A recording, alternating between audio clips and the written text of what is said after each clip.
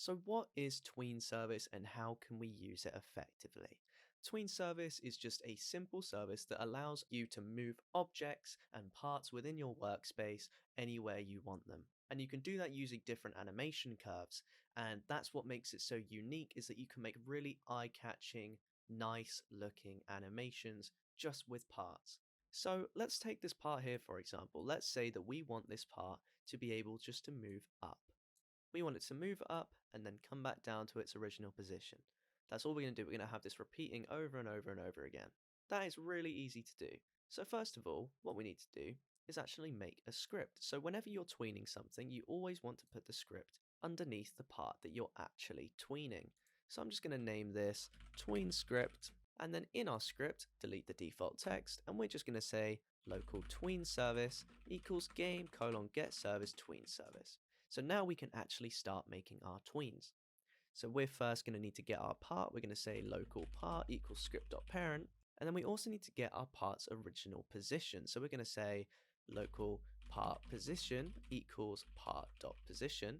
And let's see what happens when we actually try to create a tween. So we're going to say local tween equals tween service colon create. And you can see here in the dialog box that we've been prompted with 3 different arguments. It requires an instance, some tween info, and a property table. So the instance is simply something that we're going to tween. So we're just going to put in part. Then we have tween info, which we'll create now. So under here, we're going to say local tween info equals tween info dot new. And you can see that we've been brought up with even more arguments. So we have time, which is how much time in seconds do we want our tween to last. So I'm going to make this 2 seconds. Then we have enum.easing style. So what style do we want our animation to be in? What sort of curve should it follow? Should it be smooth? Should it be quick? Should it bounce? Should it be sort of an elastic rubber band? We can specify that with the enum class. So we're just going to say enum.easing style dot, and you can see that we have a lot of different ones here. So the most common one I would say is either cubic, quad, or sine, or you can use linear, but that doesn't really give any nice smoothing to it. It's just straight from point A to point B and then back to point A. So we're just going to use quad for this one. This is my favorite one. So now you can see it's asking for an easing direction, and we're going to be using enum again. So we're going to say enum.easing direction dot, and you can see that we have in, out, in, and out. So what this simply means is if we choose in and out, our animation is going to be smooth in and on the out when it disappears. And then, but if we do in, it's only going to be smooth on the entrance to the animation, but it's going to be linear on the out, and the vice versa for out. So we want ours to be smooth no matter what. So we're just going to say in out. We'll make another comma, and we can simply see here that now it's asking for a repeat count. So how many times do we want our animation to play? I want mine to play infinitely, so I'm going to put -1. Doesn't really make a lot of sense to me either, but that is the way to say that something's infinite in Lua U code. So now it's saying reverses Boolean. So what is a Boolean? A Boolean is a true or false value. And so all it's asking is, would you like this to go back to its original state once it reaches point B? So it goes from point A to point B. Would you like it just to teleport straight back to point A, or would you like it to reverse the animation and go back to point A in a smooth way? So of course we want that because it'll look a lot nicer, so we're going to say true. So that is our tween info. Now if we go back down to our tween that we're creating, we can just put in our tween info. And then you can also see the last argument that we have is a property table. Now a property table basically tells the script what do we actually want the part to do, because we've got all the styling for it. We know it's going to take 2 seconds, we know it's going to be a smooth curve, we know it's going to reverse, but what actually is going to happen to the part? So we simply want our part to move up and down.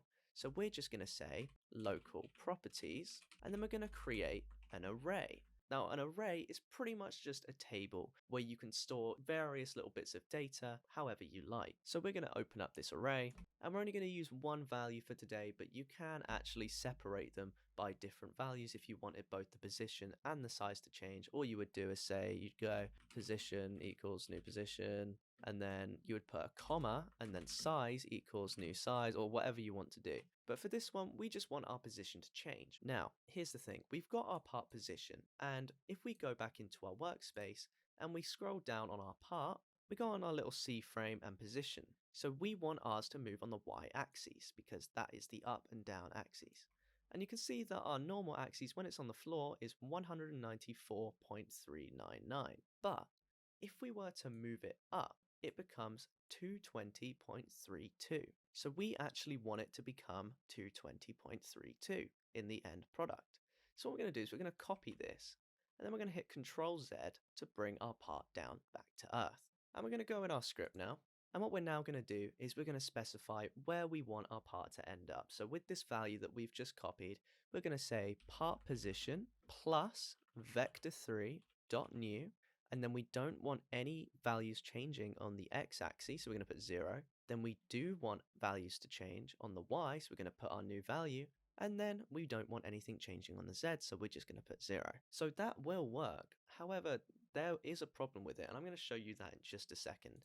So if you now put properties into here, and then we're going to play our tween with tween::play, and we'll just watch what happens because something's going to go very wrong. So you can see that our part is flying way higher than we actually put it. And that is a problem because what we're essentially doing in our script is adding on 220 studs to our original position, when actually what we should be adding on is about 30. So what we actually need to do is find the difference between the original position, which is 194, and the new position, which is 220. So we can do this really easily using the little command thing down the bottom. So make sure you've got your output open. If you don't know how to do that, click on View and then Output. And what we're going to do is in this little command line, we're going to say print, and then in print, we're going to make our value, so our higher value, always do the highest value you can.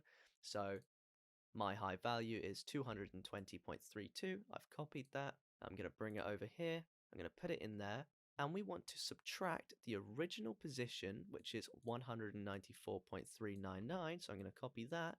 We want to subtract it from our new position. So that leaves us with 25.920. Don't worry about all the extra numbers, just sort of round it to 3 significant. So we're just going to copy this and put this in our tween script, and we're just going to replace it with our new value. So now that should work to the place where we wanted it to go.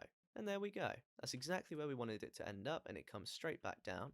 And you can see we can even hop on it as it goes up and down. And you can also do the same thing with scale and rotation. It all really depends on what your needs are, but Tweenservice is so easy to use. Just the hardest part is really finding the difference between the two values that you need in order to end up with a new position. So if this video has helped out, please make sure to give me a like and subscribe. If you have any questions or comments or your code isn't working, please let me know. I'd love to help, and I will see you all later.